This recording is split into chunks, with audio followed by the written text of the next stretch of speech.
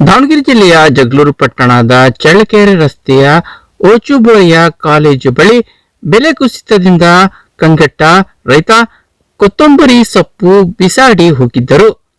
ಇನ್ನು ಸಾರ್ವಜನಿಕರು ಪುಕ್ಕಟ್ಟೆ ಕೊತ್ತಂಬರಿ ಸೊಪ್ಪಿಗಾಗಿ ಮುಗಿಬಿದ್ದಿದ್ದರು. ಅಂದಹಾಗೆ ಮೊಳಕಾಲ್ಮೂರು ತಾಲೂಕಿನ ಕೂನಸಾಗರ ಗ್ರಾಮದ ರೈತ ತಾನು ಬೆಳೆದಿದ್ದ ಕೊತ್ತಂಬರಿ ಸೊಪ್ಪನ್ನು ಶುಕ್ರವಾರ ಜಗಳೂರು ಮಾರುಕಟ್ಟೆಗೆ ತಂದಿದ್ದು, ಸೊಪ್ಪು ಕೇಳುವವರೇ ಇಲ್ಲದ ಕಾರಣ ಬೇಸರಗೊಂಡು ಊರಿಗೆ ಹೋಗುವ ಮಾರ್ಗದ ನಡುವೆ ಸಾವಿರಾರು ಕೊತ್ತಂಬರಿ ಸೊಪ್ಪಿನ ಕಟ್ಟು ರಸ್ತೆಯ ಬದಿಯಲ್ಲಿ ಬಿಸಾಡಿ ತೆರಳಿದ್ದರು.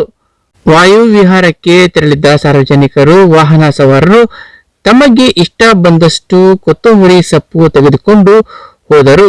ವಿಷಯ ತಿಳಿದ ಜನರು ಗುಂಪು ಗುಂಪಾಗಿ ಬರುತ್ತಿದ್ದ ದೃಶ್ಯ ಸಾಮಾನ್ಯವಾಗಿತ್ತು.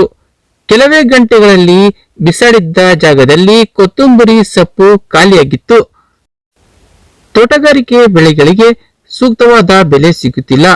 ಕೊತ್ತಂಬರಿ ಸೊಪ್ಪು ಬೆಳೆದು ಮಾರುಕಟ್ಟೆಗೆ ತೆಗೆದುಕೊಂಡು ಹೋದರೆ ಒಂದು ಕಟ್ಟಿಗೆ 2 ರೂಪಾಯಿಗೆ ಕೇಳುತ್ತಾರೆ. ನಾವು ಇಲ್ಲಿ ಬೆಳೆದು ಮಾರುಕಟ್ಟೆವರೆಗೆ ಸಾಗಣೆ ಮಾಡಲು ಒಂದು ಕಟ್ಟು ಸೊಪ್ಪಿಗೆ 12 ರೂಪಾಯಿ ಖರ್ಚು ಬರುತ್ತದೆ.